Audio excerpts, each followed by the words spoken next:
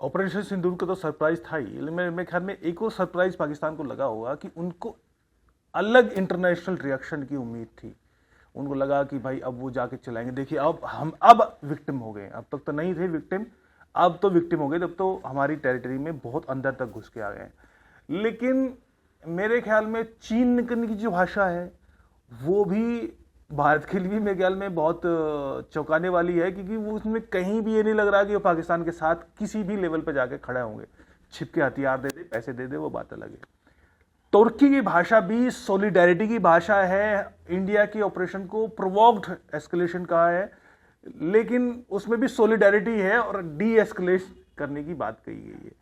बाकी का तो जो दिखाया उसमें स्पष्ट है कि वो भारत के साथ खड़े हैं कहीं भी। यानी ये जो है ये भी झटका पाकिस्तान कितना सह पाएगा, देखने वाली बात होगी। सोचने की बात है कि जो हमारे खिलाफ हमेशा से वीटो इस्तेमाल करता था, यहाँ से शुरू करते हैं। मतलब चाइना के रिएक्शन को सिक्योरिटी काउंसिल में देखिए। सिक्योरिटी काउंसिल में 2 दिन पहले, जिस दिन हमने ये किया उससे 1 दिन पहले, सिक्योरिटी काउंसिल में पाकिस्तान इस समय अस्थायी सदस्य है। उसने एक प्रस्ताव रखा भारत से वार्ता करने का, जो हमेशा करते हैं, ये जो नीचता करके जाते हैं और फिर सॉलिडेरिटी दिखाते हैं। तो आप सोचो कि वहाँ पर भी चीन ने उनका साथ नहीं दिया, जबकि उम्मीद उनको ये थी कि एटलीस्ट चीन जो है वो उनके साथ खड़ा दिखाई पड़ेगा। उसमें चीन ने साथ नहीं दिया। और वहाँ जब सिक्योरिटी काउंसिल की वार्ता हो रही थी तो सिक्योरिटी काउंसिल वार्ता के दौरान, चूंकि ग्रीस अध्यक्षता कर रहा है इस समय, उन्होंने कहा कि भाई आप लश्कर तैयबा और जैश ए मोहम्मद आपके हैं कि नहीं है ये बताओ। मतलब इसका जवाब दो, बाकी का जवाब मत दो, लश्कर आपका है कि नहीं है। मैंने उस दिन भी साफ कहा था, इंटरनेशनल सिनेरियो इस समय भारत के पक्ष में खड़ा है। सिक्योरिटी काउंसिल का जो भाषा थी और पाकिस्तान का ना फेवर में ना अगेंस्ट में रेजोल्यूशन माना ही नहीं, उन्होंने प्रस्ताव माना ही नहीं, वार्ता के लिए प्रस्ताव नहीं माना। जबकि ये तो एक सामान्य सी प्रक्रिया है सिक्योरिटी काउंसिल में कि अगर कोई कंट्री कहता है हम वार्ता करना चाहते हैं तो वो प्रस्ताव पास करते हैं, कहते हैं वार्ता करो। वार्ता का प्रस्ताव उन्होंने स्वीकार नहीं किया और उस पर कोई रेजोल्यूशन पास नहीं हुआ। इसका मतलब यह था कि 5 स्थायी सदस्य यूनानिमसली आपके साथ खड़े हुए हैं। उनकी कोई पॉलिटिकल मजबूरियां हो सकती हैं जिसमें वो इधर उधर थोड़े आए हों, लेकिन बाकी के 9, पाकिस्तान को छोड़ दीजिए, बाकी के 9 भी एक भी इनके पक्ष में खड़े दिखाई नहीं दिए। मतलब एक स्टेटमेंट आधा सा नहीं आया। तो अब उम्मीद ये की जा सकती है कि जो विश्व की 5 बड़ी महाशक्तियां हैं उनमें से 3 तो बहुत बड़ी शक्तियां हैं। हम अमेरिका की बात करें, डोनाल्ड ट्रंप का कितना सधा हुआ बयान आया। उन्होंने कहा मुझे उम्मीद थी ऐसा होने वाला है, हम अनुमान लगा सकते थे कि ये होगा, हम अनुमान लगा सकते थे ये होगा। ये किस पर कह रहे होंगे? वो मोदी जी की मानसिकता पे कह रहे होंगे कि जो व्यक्ति शासन कर रहा है हिंदुस्तान में उसकी मानसिकता क्या है, क्या वो छोड़ेगा या छोड़ सकता है। इसलिए उन्होंने कहा भाई मैं तो अभी भी आया, ओवल ऑफिस में घुसा। मतलब आप सोचो, जो व्हाइट हाउस में रहता है व्यक्ति, व्हाइट हाउस में अपडेट का मतलब सरकार वहां व्हाइट हाउस से चलती है, वहां संसद से सरकार नहीं चलती।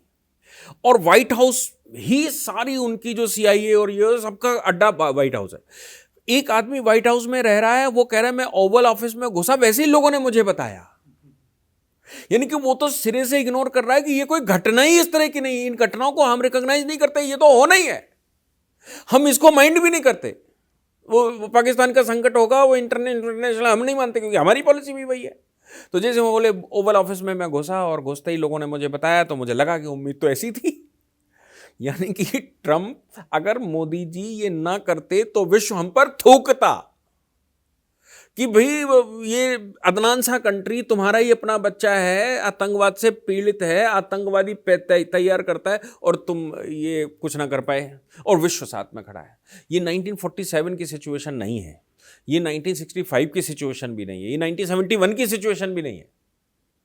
ये सिचुएशन तो यूनिक है पिछले भारत की मतलब ये नए संविधान से, यूनिक सिचुएशन। इसलिए उम्मीद पाकिस्तान कर सकता है, लेकिन दुष्ट कब तक उम्मीद कर सकता है, कितनी उम्मीद कर सकता है? एक तरफ आप दुष्टता दिखाते रहो और दूसरी तरफ डिप्लोमेटिकली भी फेल हो गए हो। आप विश्व को यह बता रहे हो कि हम तो आतंकवादी तुम्हारे कहने पे तैयार कर रहे थे, ये जो आतंकवादी हमारे ऊपर हमला कर रहे हैं, हिंदुस्तान पर हमला कर रहे हैं, ये तो पहले अमेरिका ने उनको सपोर्ट किया था, तो अब तो वो प्रोटेक्शन हो गया, वो कर रहे हैं, हम क्या करें, अब हम खुद ही पीड़ित हैं। तो तुम एक्यूज कर रहे हो अमेरिका को, आप पश्चिमी देशों को कर, कौन खड़ा दिखाई पड़ेगा? ना तो आपके पास डिप्लोमेटिक पॉलिसी है, और ना ही आपके पास कोई स्ट्रैटेजी है, ना ही आपके पास कोई व्यापारिक वो है, और ना ही आपके पास सभ्यता है, सिविलाइजेशन भी आपके यहाँ नहीं है। आप तो मतलब सिरे से अंदर ही नहीं संभाल पा रहे, कोई समझ ही नहीं आ रहा। आपको याद है ट्रम्प ने क्या कहा था मोदी जी से जब बात हुई कि भाई पाकिस्तान में बात किससे करें, ये समझ नहीं आता। ये ट्रम्प 1 में कि सेना से बात करें, कि आईएसआई से बात करें, कि सरकार से बात करें। एक और बड़ी इंटरेस्टिंग बात थी कि CNN हो, स्काई न्यूज़ हो, BBC हो, वहाँ भी भाषा जो है वो पाकिस्तान को ग्रिल करने की है। एक चीज़ ये, हमने जो ऑपरेशन सिंदूर हुआ है उसमें, इससे पहले जितने भी ऑपरेशन हुए हैं उसमें हमेशा एक सवाल हमारी विपक्षी पार्टी लगातार उठाती थी, ये तो भाई फॉल्स ऑपरेशन है और सबूत नहीं है, ये नहीं। इस बार तो ड्रोन के वीडियोस हमारे पास हैं, सबूत भी हैं, और बहावलपुर में तो जो की हुआ है उसमें तो मेरे ख्याल में अब सबूत की जरूरत दूर वो दूर तो पाकिस्तान खुद ही दिखा रहा। तो उसमें तो सबूत की जरूरत नहीं है। उनकी सरकार बाद में पहुंची, जनता जाकर वहां वीडियो बना रही थी। हाँ, ये मतलब हमारे देश में जो आवाजें उठती थी उस पर भी एक बड़ी स्ट्राइक हुई है। देखिए, हमारे देश में जो आवाज उठती थी उनको 2019 के चुनाव के बाद समझ आ गया कि ये भाषा उनकी, हो सकता दिल में अभी भी पाकिस्तान की सिंपैथी हो, अंदर से दिल पाकिस्तानी धड़कता हो, लेकिन उनको ये मालूम है कि आप जो नेशनल सिक्योरिटी है ना, या फिर नेशन फर्स्ट की मोदी जी की पॉलिसी, उसके अगेंस्ट में लेश मात्र भी बोलेंगे तो आपका सुपड़ा साफ हो जाएगा। वो सुपड़ा साफ दिखाई दे रहा है। इसलिए हम अगर एविडेंस ना भी लाते, हालांकि जैसा मैंने कहा कि हम वहाँ युद्ध करने गए तो हम खुला चैलेंज देकर गए, ऐसा नहीं है कि हम छुप कर गए हों। ये तो हमने पटना की रैली में मोदी जी ने मतलब एक इंग्लिश भाषा में इंटरनेशनली सबको बता दिया था कि देखो हम छोड़ने वाले नहीं है, इसलिए कोई में से कहने भी मत आना। Today from the soil of Bihar I say to the whole world, India will identify, track and punish every terrorist and their backers. We will pursue them to the ends of the earth. India's spirit will never be broken by terrorism. Terrorism will not go unpunished. Every effort will be made to ensure that justice is done. The entire nation is firm in this resolve. Everyone who believes in humanity is with us.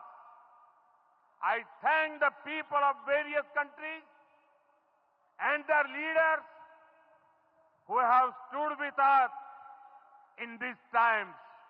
अपनी किसी को बेइज्जती करवानी हो तो मोदी से बात करे, जिसको बेइज्जती न करवानी हो तो वो चुपचाप रहे। वो उन्होंने संदेश दे दिया था और हम कह के गए। फिर अमित शाह जी ने, राजनाथ जी ने, सबने एक सुर में कहा था कि इंतजार करो थोड़ा सा। मैं आपको आश्वस्त करना चाहता हूं कि प्रधानमंत्री मोदी जी के नेतृत्व में जैसा आप चाहते हैं वैसा हो कर रहे हैं, हम करेंगे। और पाकिस्तान को बता रहे थे तुम्हें हम जवाब देंगे।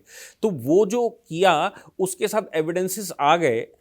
वो सिर्फ सेना के शौर्य का हमको यानी कि सिविलियंस को थोड़ा आनंद लेने का साधन है, इसके अलावा और कुछ नहीं। वो हमारे आनंद के लिए कि वाकई में हमारी सेना किस प्रकार का शौर्य दिखाती है। और मजे की बात है, इसी समय पर एक फिल्म आई स्काई फोर्स, अक्षय कुमार की। 1965 में इसी तरह का एक छोटा ऑपरेशन शास्त्री जी ने किया था। और वो स्काई फोर्स ने बता दिया कि हम मतलब लोग मुझे लगता है कि मैंने भी उसको 2-3 बार इस समय देखा कि भाई कैसे होती है स्ट्राइक, कैसे करते हैं, कैसे हमारे एयरफोर्स काम करती है। तो वो सारा माहौल ऐसा लग रहा है कि परमात्मा इस समय बना रहा है कि भाई पाकिस्तान का ये 3 नए देश बनने वाले हैं एशिया में, और उनको एंजॉय करिए। इसी में जुड़ा हुआ जो स्ट्राइक के बाद एक बड़ी स्ट्राइक बलूचिस्तान में हुई है, पहले भी होती रही है, लेकिन बीएलए ने बड़ा हमला किया है पाकिस्तानी आर्मी सैनिकों पर और 7 सैनिक मारे गए हैं। और ऐसा लग रहा है कि जो वहाँ के विद्रोही हैं उनको भी समय की एक्यूरेसी का अंदाज़ा हो गया है कि ये सही समय है। फुल फोर्स के साथ जो उनकी तैयारी है, उनकी भी तैयारी पूरे प्लान के साथ रही होगी कि वो उधर करें। तो कहीं ना कहीं क्या पाकिस्तान को ये अब इशारा होगा कि अगर वो उस रेटरिक में जो उन्होंने संसद में दिया है जंगी सरकार ने कि हम तो जवाब देंगे, अपनी मर्जी से देंगे, अपने समय से देंगे, अब वो राइट उनका है, तो ऐसा लग रहा है कि this is going to be a suicidal operation for Pakistan. तो क्या ये संभव है और उसमें क्या रास्ता? देखिए, क्योंकि यहाँ पर एक चीज सवाल जो पाकिस्तान की हर दूसरी लाइन में होता है वो है न्यूक्लियर वेपन। वो कुछ है नहीं, और अब उसको पूरे विश्व में जो कल से मीडिया की रिपोर्टें चल रही हैं उनमें कोई न्यूक्लियर पावर अब नहीं कह रहा पाकिस्तान को। कहते थे लोग कि 2 न्यूक्लियर पावर लड़ रही हैं, अब तो मैं कल से सुन रहा हूँ, एक आध ने किसी ने बोला तो बोला, जनरली वो नहीं बोल रहे, न्यूक्लियर पावर उनकी फिस हो गई। और वो मोदी जी ने जब बालाकोट किया था ना, तभी कहा था हो गई फिस, न्यूक्लियर चिल्ला रहे थे। भाई हमारी इंटेलिजेंस भी कुछ काम कर रही होगी, ये पता कर रही होगी कि इनका बम डिफ्यूज़ हो गया कि अभी जंग लग गई है कि अभी रखा हुआ है। खैर, एक चीज़ सदैव हिस्ट्री बताती है, जब केंद्रीय शासक कमजोर होता है तो डिसइंटीग्रेशन होता है, और जब केंद्रीय शासक मजबूत बैठता है तो इंटीग्रेशन होता है। भारत का एटलीस्ट 4 से 5 बार का तो इतिहास लिखित है। मौर्य जब आए तो डिसइंटीग्रेटेड था, अशोक ने आके उसको, पहले चंद्रगुप्त ने और फिर तीसरी पीढ़ी में अशोक ने आके उसको किया। अशोक की कई पीढ़ियां चली तो फिर डिसइंटीग्रेशन हो गया। फिर पुष्यमित्र सुंग आया, उसने कोशिश करी कि मिलाया जाए। फाइनली गुप्त जब बैठे तो उन्होंने फिर भारत एक बनाया। गुप्तों के भारत एक बनाने के बाद जब गुप्त गए, उनका शासन खत्म हुआ 200-250-300 साल का, तो फिर भारत में राजपूत शासन आया और भारत 3 भारत बने। और उनमें भी फिर कई एक, आज भी वो राजा जीवित हैं कि भाई राजस्थान में चले जाओ तो आप उसमें टोकरे में भर लो राजा कितने वहाँ हुए हैं, कुछ तो ऐसे ही हैं, मतलब तमाम। तो डिसइंटीग्रेशन हुआ, आक्रांत आए, उन्होंने भी पूरी कोशिश की इंटीग्रेशन करने की, हालांकि वो कर नहीं पाए क्योंकि मराठे यहाँ पर बैठे हुए थे, हम लड़ रहे थे लगातार। फिर ईसाई आए, ईसाइयों ने फिर इंटीग्रेशन कर लिया,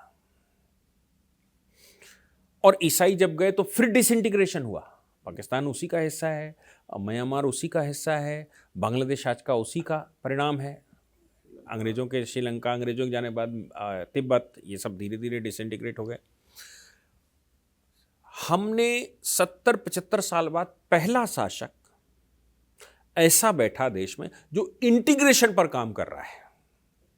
अब इसको डिसइंटीग्रेशन पर तो नेहरू जी खूब करते रहे, कभी बेरूबत रियासत उनको दे दी तो कभी ये उनको दे दिया, तो वो फ्री बांटते रहे।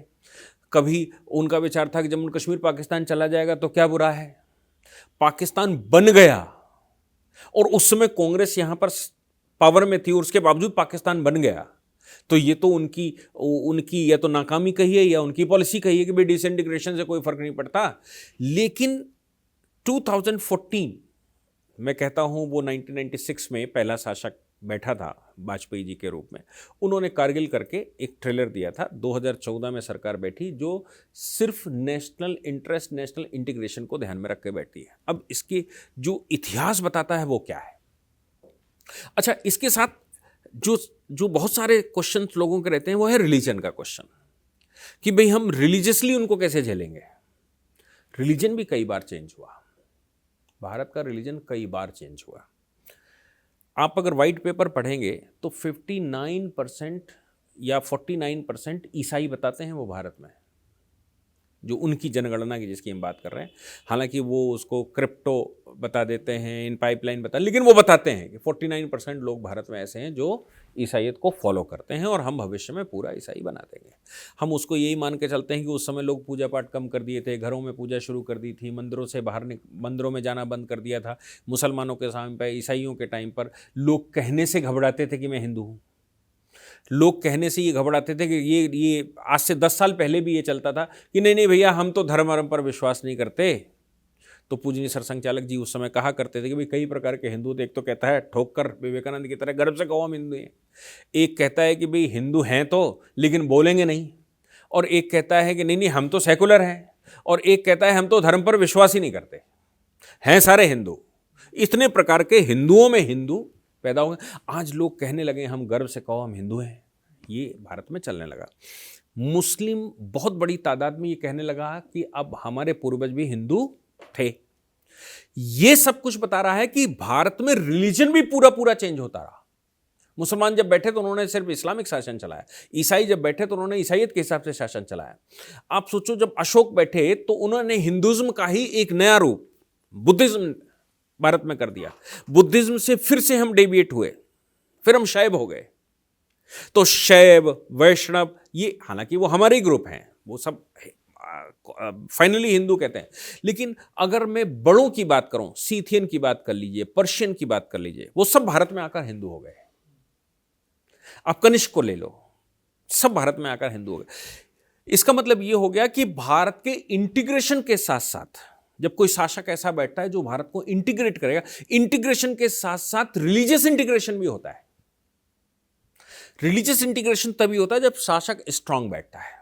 भारत में इस समय की जो सरकार है और उनकी जो उप सरकारें हैं, उप सरकारें मतलब राज्यों की सरकारें हैं, वो प्रतिबद्ध हैं, दृढ़बद्ध हैं कि कोई भी सिचुएशन आ जाए हम उसको हैंडल करने को तैयार हैं। हम वो नहीं ये कह देंगे तो वो कर देंगे, हम 370 छू लेंगे तो वहां गृह युद्ध हो जाएगा, हम 370 छू देंगे तो घर में गृह युद्ध हो जाएगा, हम 370 छू लेंगे तो जम्मू कश्मीर में आग लग जाएगी। इस तरह की बात करने वाले ये लोग नहीं हैं। ये 100% आबादी पर भी एक्शन लेने वाले लोग। तो अब जो पाकिस्तान के साथ हो रहा है और जो बांग्लादेश के साथ हो रहा है, ये कहीं 1947 का दोबारा इंटीग्रेशन तो नहीं हो रहा विद द रिलीजियस इंटीग्रेशन। परिस्थिति यही बता रही है। पाकिस्तान, मैं बार बार कह रहा हूं, पाकिस्तान और बांग्लादेश गलती करे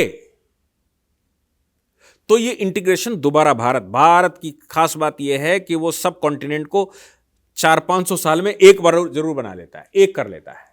ये इतिहास है भारत का कि 400-500 साल से ज्यादा ये डिसइंटीग्रेट देश नहीं रहा, ये सदैव इंटीग्रेट हुआ है। और इसमें विभिन्न प्रकार के नौजबिल्ले पैदा होते रहे हैं, अलग अलग रिलीजियस समुदाय चलते रहे हैं, अलग अलग थॉट चलते रहे हैं, लेकिन फाइनली शासक एक स्ट्रांग बैठा।